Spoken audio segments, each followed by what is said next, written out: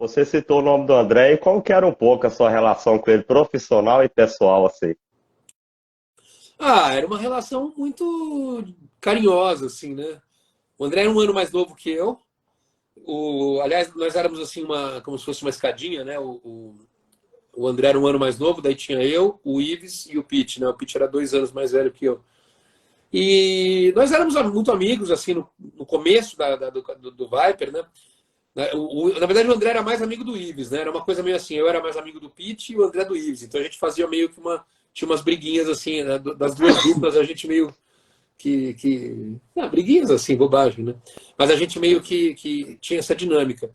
Mas eu era muito amigo do André, eu, assim, adorava. A gente era um cara muito diferente, assim, era um cara muito, apesar das pessoas acharem ele muito sério, ele era assim um cara sério, introspectivo, mas ele era um cara muito engraçado assim no lado pessoal, um humor assim bem diferente. E a gente se afastou quando ele acabou saindo da banda, né?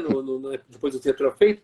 E nessa época a gente acabou se afastando. A gente ficou meio brigado porque ele quis sair da banda, poxa, a gente estava com a carreira toda, né, pela frente, ele quis sair, depois teve até um episódio que ele quis voltar, depois eu falei, não, mas não tinha nada a ver, a gente já tinha anunciado o Pete como vocal, ficou meio um clima chato, depois ele começou o Angra, né, e ele começou o Angra com uma turma, assim, com uma equipe, né, que era parte da nossa equipe também, era o mesmo empresário, então nessa época a gente ficou meio brigado, assim, teve uma certa birra, mas lá pelos anos 2000, assim, a gente voltou a se falar e viu que era tudo uma grande besteira, a gente voltou a se encontrar.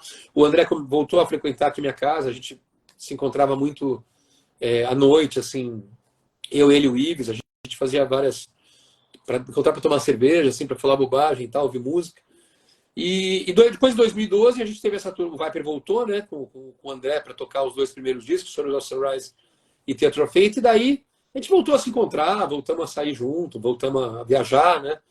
Então voltamos e tal. E depois, então era uma relação profissional na época né, com a banda. Ele era um cara super perfeccionista, assim tal. Eu até eu tinha que correr atrás mesmo, porque ele ficava no pé assim com a banda, né? De muitos ensaios, essa coisa. Ele era muito exigente nessa volta que a gente pôde perceber isso mais até. Mas lá no pessoal, um cara sensacional, um cara muito inteligente, né? Muito inteligente e muito assim, muito idealista, né? Com as coisas que ele acreditava, né? Um cara muito idealista. E daí, depois dessa turnê do Viper, a gente fez uma turnê longa, era para ser poucos shows, depois acabou se estendendo bastante. E a gente acabou, depois ali por 2015 e tal, ele acabou saindo, voltou com o Xamã. A gente se encontrou mais algumas vezes, eu fui num show do Xamã, foi a última vez que eu encontrei.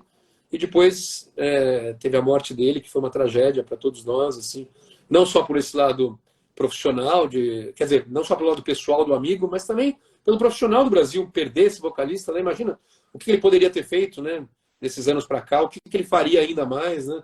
Poderia ter ido para música clássica, poderia ter ido para vários discos novos de rock.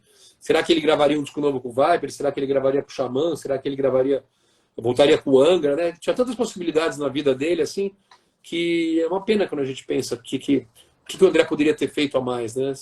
Realmente foi a maior perda, assim, né, do heavy metal, um dos maiores da música brasileira, porque o André foi a maior estrela do heavy metal brasileiro, assim, ele foi o cara que você teve muitas bandas famosas, Sepultura, o Viper, o Corsos, os Ratos de Porão, tá, mas o André era um cara que personificava assim a coisa do heavy metal numa figura só, né? Então ele era um cara assim muito carismático que deixa essa lacuna, né? Agora, assim, aproveitando para falar do André, que a gente teve uma sorte muito grande, o Viper, né? Porque a gente encontrou um vocalista que é o Leandro Cassoilo, que é um vocalista sensacional, assim. Do ponto de vista pessoal, ele é muito diferente, né? Ele é uma personalidade totalmente diferente e tal. Mas do lado profissional, a parte do talento ali de cantar, é realmente um cara comparável ao André, eu digo assim, pelo talento, um cara que canta muito bem e tal. Eles têm características muito diferentes, assim, vocais. O Leandro é um cara até mais versátil, se você for pensar, assim, um cara que ele vai para um lado mais grave, depois ele também tem os agudos, né? Então é um cara que esse disco novo, as pessoas que ouvirem o Timeless, né? Aliás, pessoas, ouçam, ouçam o Timeless, que é o disco novo do Viper, tá muito legal. Vão ver que o Leandro é um vocalista assim, sensacional.